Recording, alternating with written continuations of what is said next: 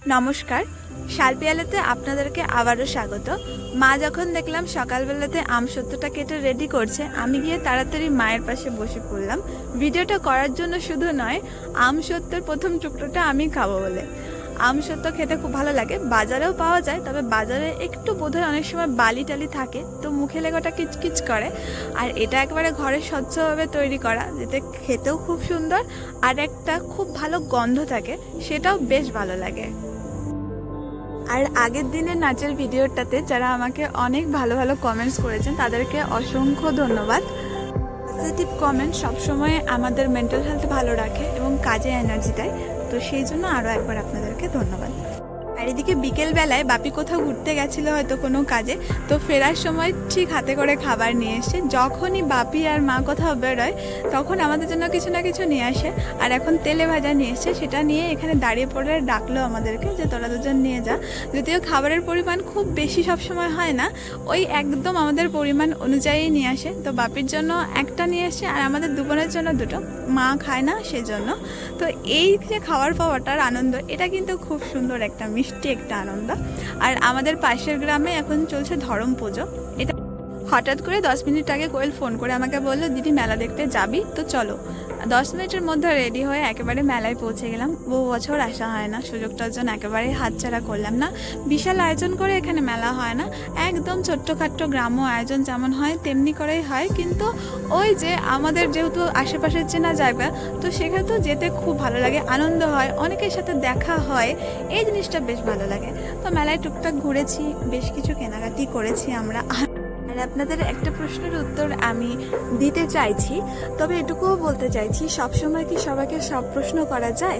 এই যে ধরুন আমরা সোশ্যালে থাকি, পাশাপাশি বাড়িতে যখন থাকি, আমরা কিন্তু বুঝতে পারি যে পাশের বাড়ির এখন পরিস্থিতিটা কেমন আছে। অনুভব করেই কি আমরা হুটহাট করে প্রশ্ন করে বসি না, কারণ বিবেক বিবেচনা বোধ থেকে আমরা সবসময় সব প্রশ্ন করতে পারি না। কিন্তু সোশ্যাল মিডিয়ার ক্ষেত্রে সেটা হয় না। কেন কি? আমরা জানি আমাদের মুখ চেনে না, তাদের দাবি থাকে তারা ভিউয়ার্স, তাই তারা প্রশ্ন করতেই পারেন। হ্যাঁ, অবভিয়াসলি ভিউয়ার্সরা প্রশ্ন করতেই পারেন।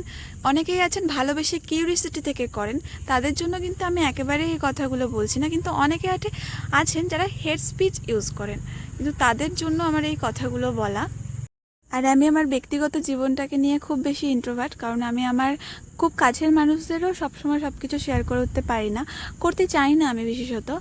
যাই হোক, সবার কাছে একবার আমি সরি বলে নিলাম, কারণ অনেকের অনেক প্রশ্ন থাকে, অনেক সময় আমার নিজেরও খারাপ লাগে, সেই জন্য বলার। প্রথম থেকে আমি খুব বেশি প্রশ্নের সম্মুখীন হয়েছি, সেই প্রশ্নের সম্মুখীন হওয়ার বিশেষ ভূমিকা কিন্তু মোটেও আমার নয়।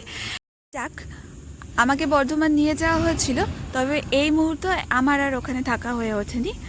আর মেলাতে আমার অনেকক্ষণ সময় কাটিয়ে দিয়েছি, আমার কথা বলতে বলতে মেলা ঘোরা হয়ে গেল আমাদের এদিকে ফুচকা খেয়ে।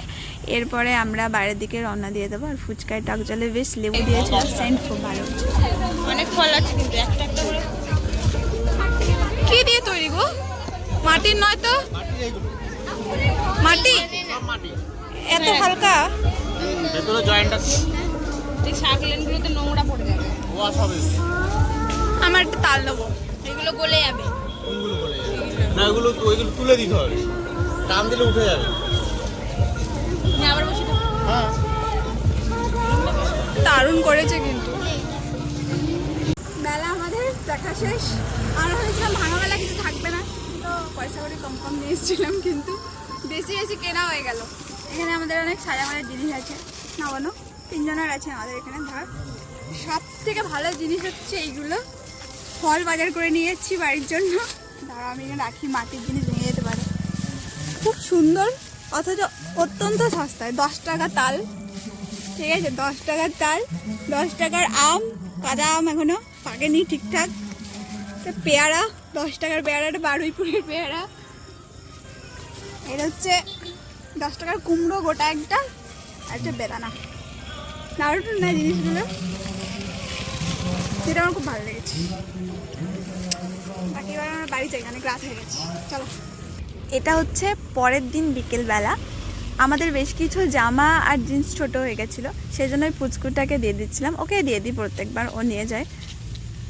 ও ওর পছন্দ মতন জামা কাপড়গুলো নিয়ে গেল, আর এগুলো গোছানোর সময় ছিল না, কারণ ও তাড়াহুড়ো করছিল, ওর টিউশন ছিল, তাই কোনো রকম ওই ভাঁজ করে জাস্ট ওভাবেই নিয়ে বাড়ি চলে গেল। আর সারাটা দিন ঘরে থাকার পরে বিকেলবেলায় কি সন্ধ্যার টাইমে আমাদের খুব ইচ্ছে করে যেন আমরা একটু বাইরে বেরোই, খুব ঘুরতে যেতে ইচ্ছে করে। তো আজকেও দিনটা আমার খুব ভালো ছিল। আগের দিনটা আমাকে কোয়েল ঘুরতে নিয়ে গেছে, আর আজকে আমাকে ভাই মানে আমার কাজিনস ঘুরতে তো যেতে তো ভাই বোন আমরা, ও হঠাৎ করে বললো চল দিদি কঙ্কালীতলা থেকে ঘুরে আসি, ওখানে সন্ধ্যা আরতি দেখতে যাব। যাওয়ার সময় পথটা কি সুন্দর না, এটা হচ্ছে আমাদের প্রান্তিকের রোডটা। দিকে গিয়েই গানটা মনে বেজে উঠলো, যেতে যেতে পথে হলো দেরি, কারণ ওখানে গিয়ে দেখি রেল গেট পড়ে গেছে, আর এদিকে ওদিকে অনেক গাড়ির ভিড় জমেছে। যেহেতু সন্ধ্যাবেলায় সবাই যে যার বাড়ি ফিরছে, সেই সময়টা অনেকটা ভিড় ছিল।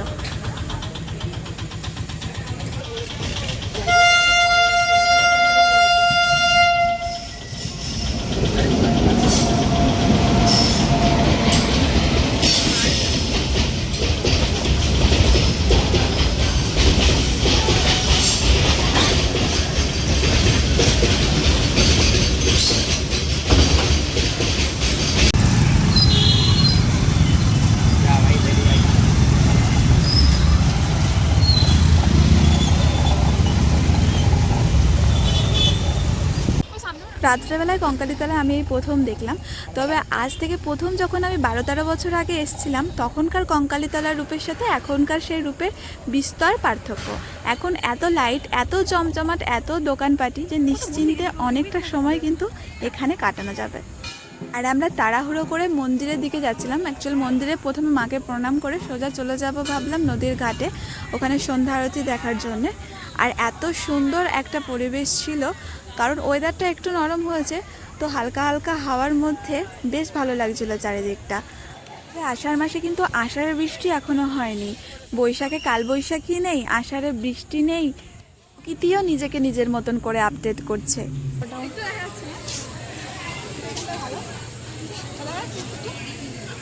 আজকে সন্ধ্যাবেলায় আমরা হঠাৎ করেই ভাই বললো যে চল যদি ঘুরে আসি আমরা কঙ্কালীতলা থেকে, ভাবলাম সন্ধ্যা আরতি দেখবো, কিন্তু এসে দেখছি হয়ে গেছে সন্ধ্যা আরতি হয় এখানে, সেই বেনারসের মতন যেমন ওখানে হয় সেটাই নতুন স্টার্ট হয়েছে আমাদের এখানেও। কিন্তু ওই ওখানে প্রান্তিকের ওখানে স্টেশনে আটকে গেলাম, রেল গেট পড়ে গেল, আসতে লেট হয়ে গেল। একটু দেখে দেখে এখনও প্রচুর লোক রয়েছে, অনেকে পুজো দিতে এসেছে।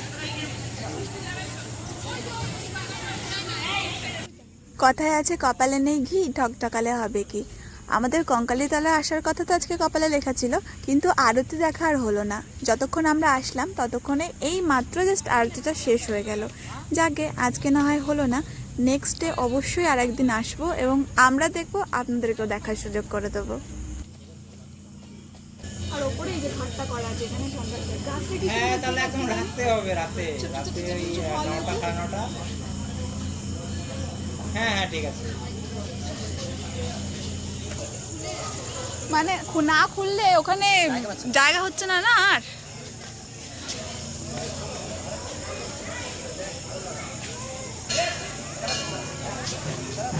ইতিপথে একটা সুন্দর দৃশ্য দেখতে পেলাম। এই ফ্যামিলিটা একটু আগেই মায়ের কাছে পুজো দিয়ে এলেন, তারপরে তার ছোট্ট কন্যা শিশুকে দিয়ে বিস্কুটের প্যাকেট আর জলের বোতল দিচ্ছে দুস্থ মানুষদেরকে। খুব সুন্দর একটা দৃশ্য।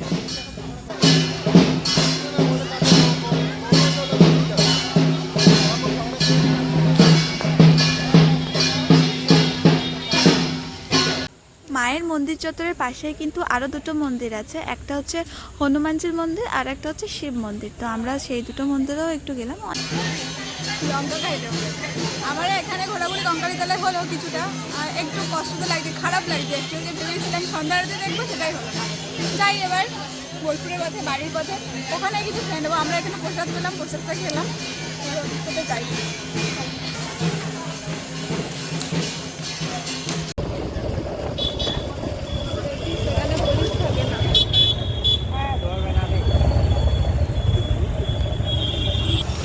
চারপাশে যে ফুটপাতের দোকানগুলো ছিল সেগুলো আস্তে আস্তে দেখলাম ভেঙে ফেলেছে, একদম শ্যামবাটির ওদিক থেকে পুরো আর কি শান্তিনিকেতনটা পুরোটাই ওই 5 মিনিটের এদিক ওদিক যেগুলো ছিল। ভীষণ খারাপ লাগলো, কারণ এমনিতেই যা বেকারের অবস্থা, তারপরে কতগুলো পরিবার আবার নতুন করে। আর ও বলছে যে, ভাই বললো যে একটু ফিট কিনবে, তাও আবার নাকি কী বলে এটাকে মল থেকে। চলো যাই দেখা যাক কী কেনে।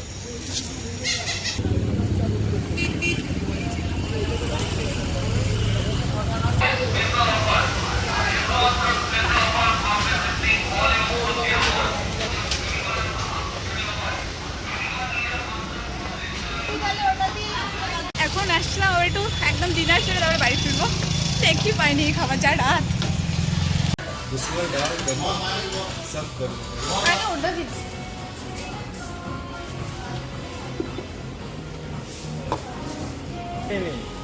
अब एक आपको जरूरत पड़ेगी मेरा तबीयत वैसे भी खराब है, मैं एक प्लेट पूरा नहीं खा सकता। नहीं तो 2 प्लेट खा लेते। नहीं, আমি এক প্লেট খেতে পারি কিন্তু এখন